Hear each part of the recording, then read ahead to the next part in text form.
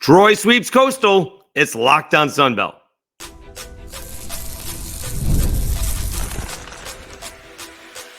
You are Locked on Sunbelt, your daily podcast on the Sunbelt Conference, part of the Locked on Podcast Network, your team every day.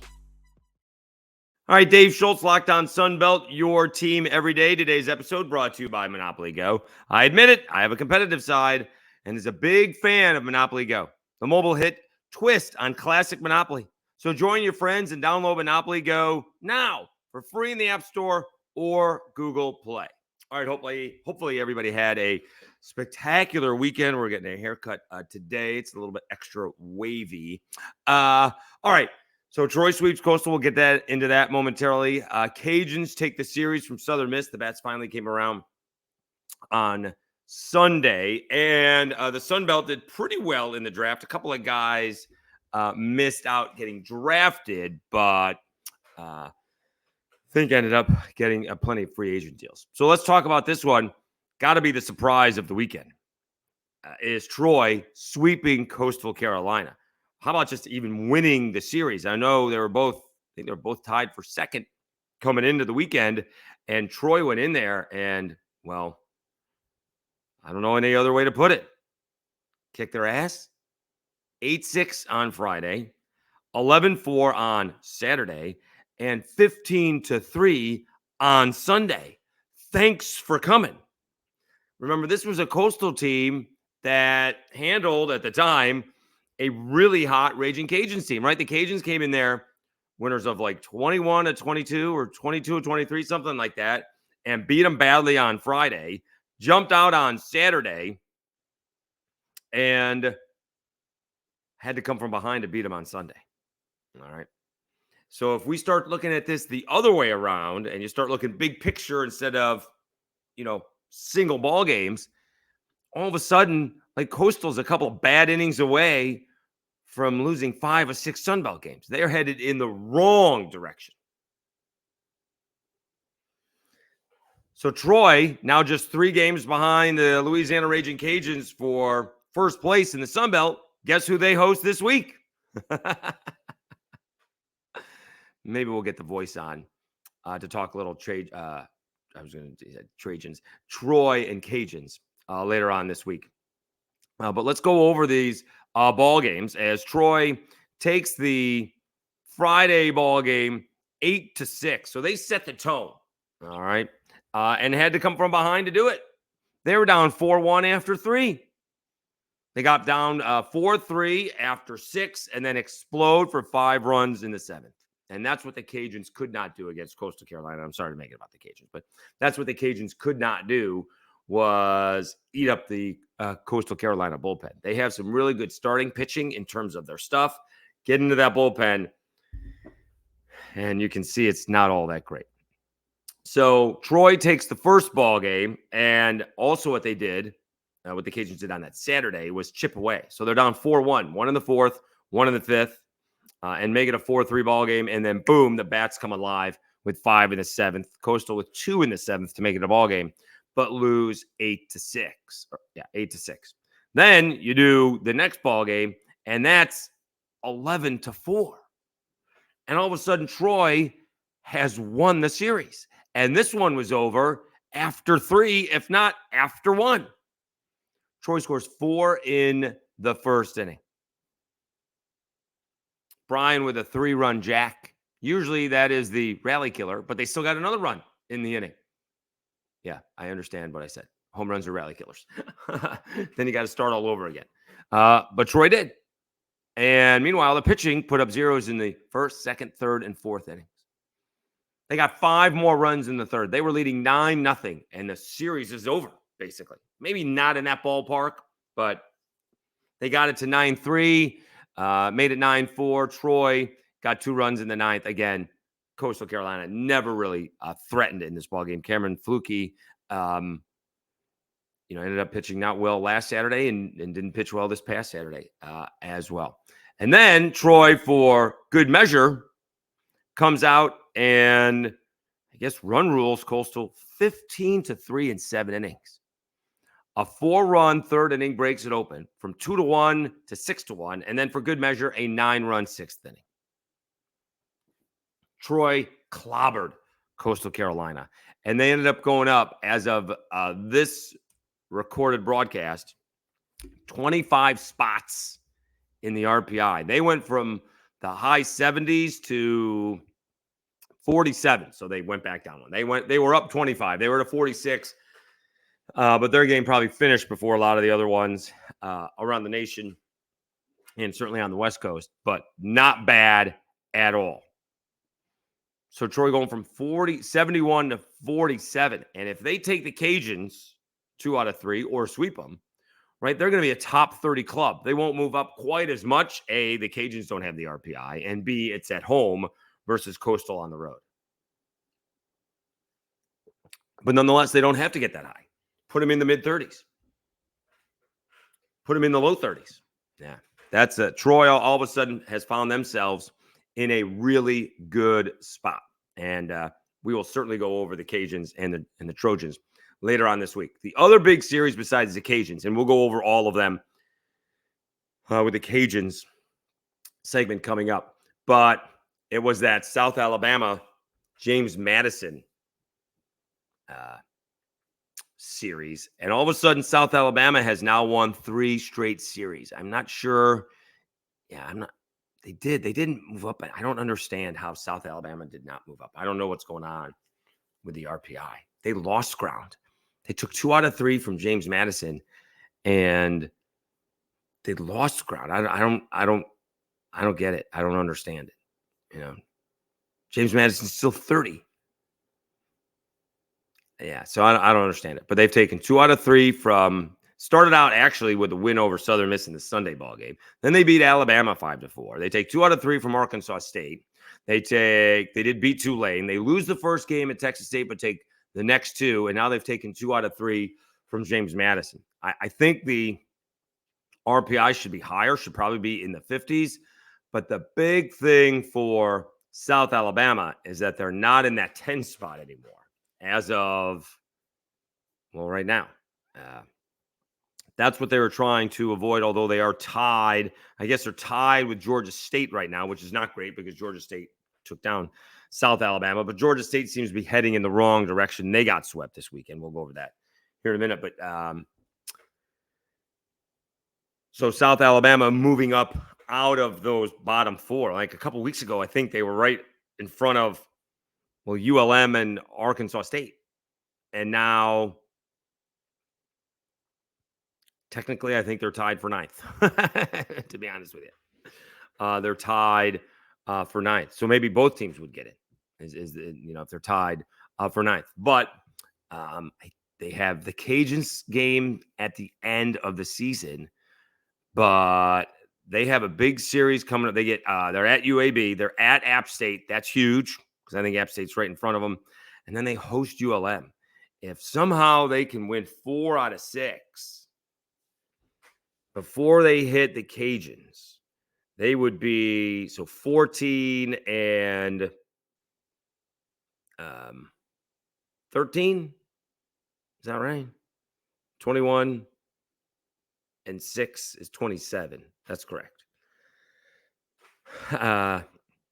So they would be 14 and 13, and they would be safely in to the Sun Belt Conference tournament. Cajuns are going to be fighting to the end because, we'll get to that. All right. We will get to that. All right. So big series win for Troy, not only beating Coastal in the series, not only sweeping Coastal, but beating him bad, beating him very badly. All right. Let's take a time out. When we come back, we'll talk about the Cajuns and Southern Miss playing a heck of a series. Maybe the Cajuns actually finally have a rival in the conference. We will do that after I tell you about Monopoly Go and Lafayette Travel.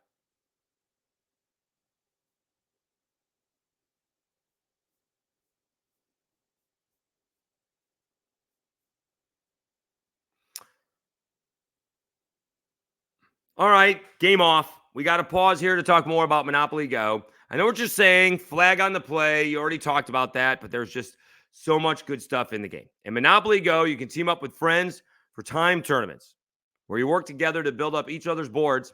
The more you win together, the more awesome prizes you unlock, and there's so much to get. Unique stickers you can trade with friends to complete albums for big prizes. Cool new playing pieces to travel the boards with. Hilarious emojis for taunting friends when you smash their buildings or heist their vaults. Plus, Monopoly Go feels new and exciting every day with constantly changing tournaments and challenges. A ton include their own unique mini games like digging for treasure or robot pachinko machine. And there's always new timed events that help you win big, like massive multipliers for everything you win or rent frenzies. There's always something to discover in Monopoly Go. So get off the bench and go download it free in Google Play or the App Store. Game on. And Lafayette Travel. Escape to Lafayette, Louisiana, the happiest city in America. Where every visit, it's uniquely seasoned with unforgettable experiences. Savor world-class cuisine, including mouth-watering boudin, savory gumbo, and piping hot crawfish, seasoned to perfection. Experience lively festivals that celebrate Lafayette's one-of-a-kind heritage. Explore magnificent trails that lead you through our rich cultural history and breathtaking natural beauty. Discover the untouched purity of our cypress and tupelo swamps, where you can paddle past nesting birds and sunbathing alligators. Immerse yourself in the vibrant rhythms of Cajun and Zydeco music that can be heard any night of the week. Whether your passion is for the rich cultural history, the bustling culinary scene, or the distinctive blend of Cajun and Zydeco music, the happiest city in America has something for everyone. Start planning your adventure at LafayetteTravel.com/seasoned. Dave Schultz, Lockdown Sunbelt, your team every day. I'm so disappointed in all of the nice things that the Southern Miss fans had to say about Lafayette. And boy, they picked a great weekend to come to Lafayette. The weather was outstanding. The first two baseball games were ridiculously good and tight, and they got a free music festival. All good stuff. So, if they came in Friday, still got a music festival. Game was over at 8:30, 8:45. That's not late. Saturday game was over, I think, at 4:30, something like that. That's not late. And although the ones I saw today went back to Mississippi before the Sunday ball game. All right, so let's recap this one. The Cajuns take the series from Southern Miss. It was the Kyle DeBarge show basically most of the weekend. He hits a 3-run jack in the bottom of the 8th to avoid going down 1-0 in the series. And all of a sudden, the Cajuns would have been, losers of 3 or 4 in the Sun Belt and things getting tight in the standings. Instead, they beat Southern Miss 3-2. Southern Miss rebounds on Sunday. I'd say sort of, but they won the ball game, right? Win and move on 3-2. But they did it again. They pitched to Kyle DeBarge again. Down 2-0 in the 8th inning. DeBarge, a seeing eye, base hit through the middle, and they tie it up at 2. Southern Miss comes back and gets the lead run and the winning run in the 9th off of LP Langevin, making it 3-2. Couple of things. I don't have a problem with the Cajuns going to Langevin. He is outstanding out of the bullpen, big league stuff, but he hadn't come back. He had never been back-to-back. I'm not even sure if he's done like Friday, Sunday this year, but he certainly hadn't done back-to-back. He hadn't pitched much on Friday to nail that game down, but he'd never been back-to-back. And you can say, well, he hit a guy and he, gave up a base hit up the middle. Well, he didn't give up anything on Friday. So, again, I don't have a problem with what the Cajuns did. I'm not going to even blame Langevin. I'm just saying you just probably can't pitch him back-to-back days and say, oh, I don't know. Well, in a regional, you might have to. But in the Sun Belt Conference tournament, you probably can't. That's the only thing. That may not be. Or you got to do it more often. It's 3 weekends to go. So he understands how to go about doing it. All right. When he only pitches 1 inning on a Friday, he's got to be able to pitch twice. But maybe you learn something from it. All right. Anyways, Cajuns lose the ball game on Saturday 3-2. Bats come around on Sunday. And again, for some reason, they pitched to Kyle DeBarge. He hammered. He had a big ball game. He had a 2-run base hit, I think in the first inning. Like, why are they pitching to Kyle DeBarge again? It was crazy, but they did it. They pitched to him all weekend. Later on in the game, they did a hit and run, and it was, DeBarge lining one down the left side, and, that got the 6-run third inning going. Yeah, he drove in 2 in the first. Now, Southern Miss comes back with 2 in the second to tie the ball game up. Carson Fluno did not pitch long again.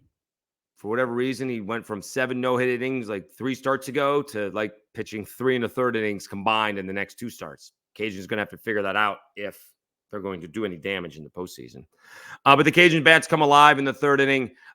Once again, DeBarge gets an RBI double. I think he's now tied at 3 base hits in the day. He's now tied for the league lead. I'm sure there's guys that I have not seen or know the stats of. I would think that Kyle DeBarge and Blake Barthol are still your 2 leading candidates, although Blake team didn't have a good weekend. I don't know what Blake did, but Kyle DeBarge has got to be one of the leading contenders for Sunbelt Player of the Year. Luke Uhas had a big grand slam opposite field in the 3rd. They put more runs on the board in the 5th inning. Had a chance to run rule them in the 7th.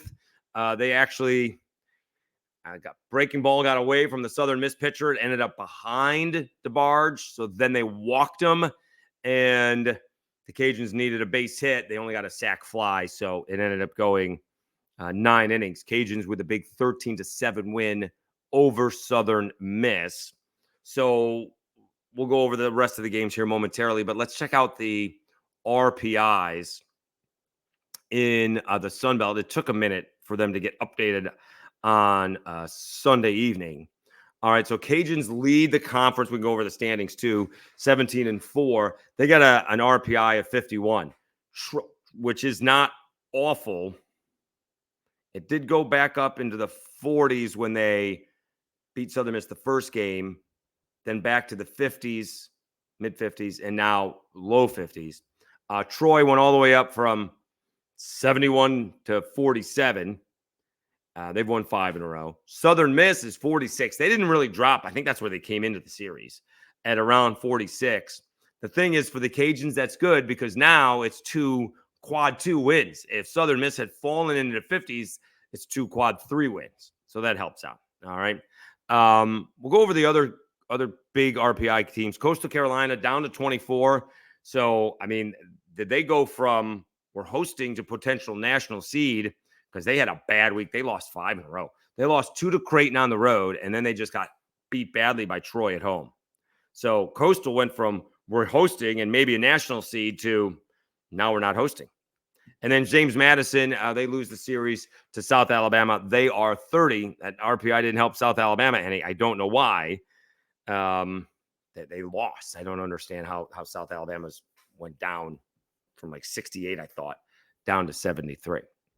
All right, elsewhere in the Sun Belt, let's check out what else happened. Let me see here. Get our buddies from the syndicate. Maybe that could help us out a little bit with the series wins.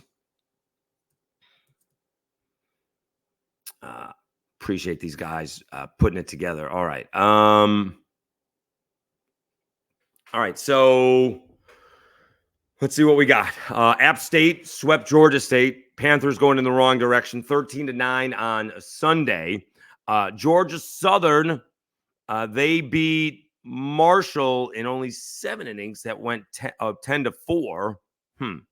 But Georgia Southern, they were going in the wrong direction, and they sweep Marshall. That's big for them. ODU takes 2 out of 3 from ULM. They do run rule them on Sunday, 15-5.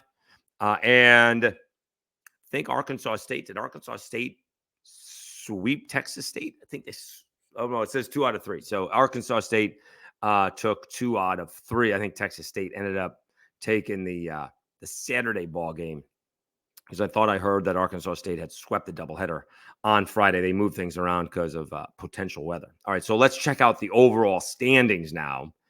The Cajuns are 17-4, 3 ahead of Troy.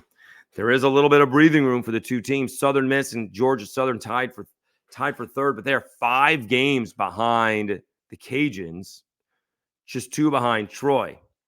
App State I don't know, 5.5 behind because they got the tie. Coastal Carolina, James Madison, and Old Dominion, they're 6 games out of first place. They're each 11-10. South Alabama, 10-11. Georgia State, 10-11.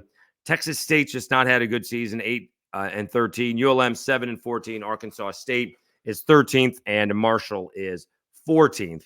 So really South Alabama and Georgia State already have a 2-game lead. So they're just on Texas State.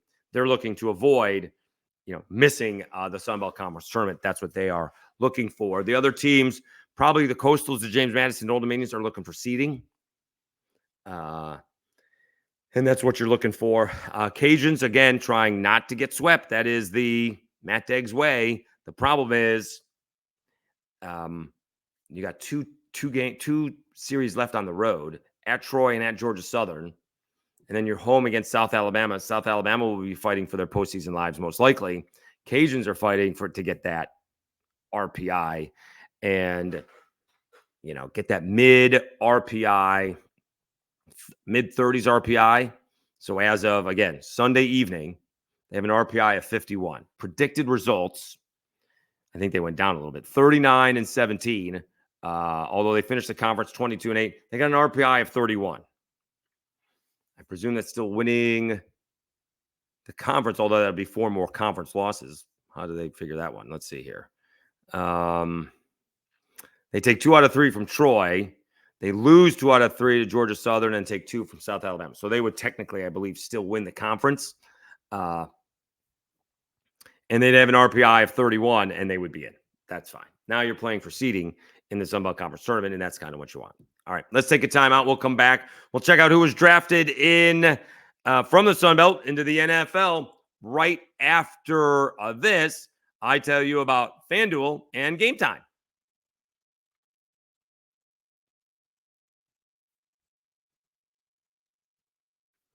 It's playoff time in the NBA and NHL. Baseball's in full swing, and FanDuel is your place to bet on every game. Right now, new customers get $150 in bonus bets guaranteed. That's $150, win or lose. Bet on everything from slap shots to home runs to slam dunks, all on an app that is safe, secure, and easy to use. What are you waiting for? Visit FanDuel.com/lockedon and make your first full bet an automatic win. FanDuel, America's #1 sportsbook. And Gametime. Gametime is now an authorized ticket marketplace of Major League Baseball, which makes getting tickets even faster and easier. Prices on the Gametime app actually go down closer to the time of the first pitch. With killer last-minute deals, all-in prices, views from your seat, and their lowest price guarantee, Gametime takes the guesswork out of buying MLB tickets. Remember, you get priority on those last-minute deals. Save up to 60% off buying last-minute for sports, concerts, comedy, theater, etc. You get the zone deals. Save even more when you choose a section, and like Gametime, choose the seats. You get those panoramic views from your seats in the app before you buy, and the lowest price guarantee or Gametime will credit you 110% of the difference. Take the guesswork out of buying tickets with Gametime. Download the Gametime app, create an account, and use code LOCKEDONCollege for $20 off your first purchase. Terms apply. Again, create an account and redeem code LOCKEDONCOLLEGE for $20 off. Download Gametime app today. Last minute tickets, lowest price guaranteed.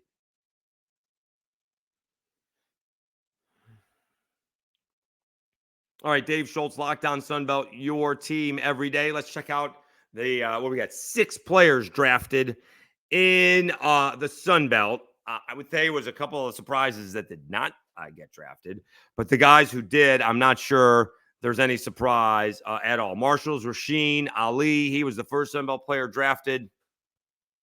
He's going to the Ravens. He got picked in the 5th round, 165th.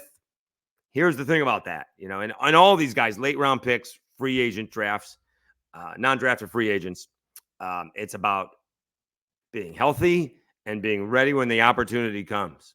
You don't need to be an NFL historian to know that the Ravens running backs always get hurt. Be ready when that opportunity comes. I think they got a good back. Javon Solomon, great sack artist. 5th round, 168th. He was taken by Buffalo. So he's joining Opelousas' own Keon Coleman, who has been an absolute trip in Orchard Park with his sales on big winter coats from Macy's. So Javon Solomon, I think it'll be interesting to see what happens there with Buffalo. Kamani Vidal's going out to the Chargers. All right, another great opportunity. I think we may have a little bit of an opening out there, right? Austin Eckler is gone. 6th round, 181st pick. Marshall got Micah Abraham picked. Linebacker, 6th round, 201st pick going to the Colts. Travis Glover, offensive tackle from Georgia State, was taken by the Packers. And Nate Thomas, a Cajuns offensive lineman, was picked in the 7th round by the Cowboys, 233rd pick. Did see Frank Gore, I thought, is going to Buffalo as well. Frank Gore Jr., a little bit surprised that he wasn't drafted. Carter Bradley got signed to South Alabama. He got signed by the Raiders. And off the top of my head, that's all that I know. I want Javante Hunter. Did we miss that one?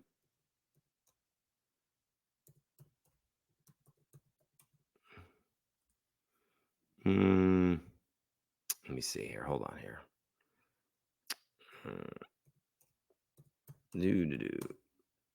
I thought that's who it is.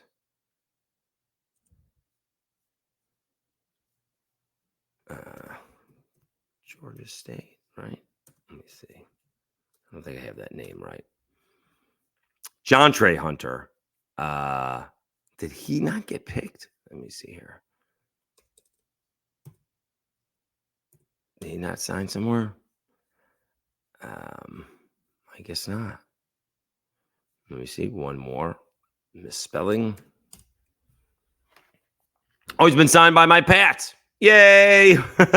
Go John Trey. We're big fans. All right. So I did miss that. But he's going up there to be in camp with the New England Patriots. It is about opportunity. Like, you know, everybody knows who Ryan Clark is. What, Steeler, Bronco, and well, he played for the Washington Redskins. You know, on ESPN and does the pivot with his buddies there, Freddie Taylor, and I even know him.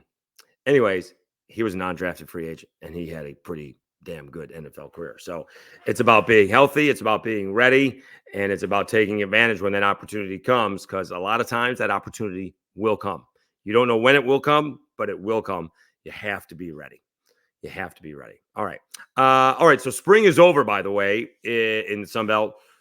Still having issues lining people up, but we will attempt it. Okay. We do have that big series, Cajuns in Troy this weekend. So we'll see if we can get some people on to preview. I'm not sure how many more that we need, more than one, but at least that. But we're still trying to get the rest of the football. I'm up to 5 coaches, right? We had Will Hall. We had G.J. Kinney, Ricky Ronnie, Tim Beck, and Brian Vincent. I mean, that's almost half. That's almost half. All right. So we'll see. Still trying to get Del McGee on for his debut on Locked On Sunbelt from Georgia State. So looking forward to that. We will definitely reach out again to see if we can, complete the spring football tour for the Sunbelt and see how things went around in the spring for these coaches. They are going through the portal. It has been brutal. South Alabama has lost a couple of key guys, Khalil Jacobs, yeesh, and I think one of their offensive linemen. I think Jacobs visiting Auburn. Someone's getting some NIL money, so good for him. All right. Thank you so much for tuning in. Again, hopefully everybody had a great weekend.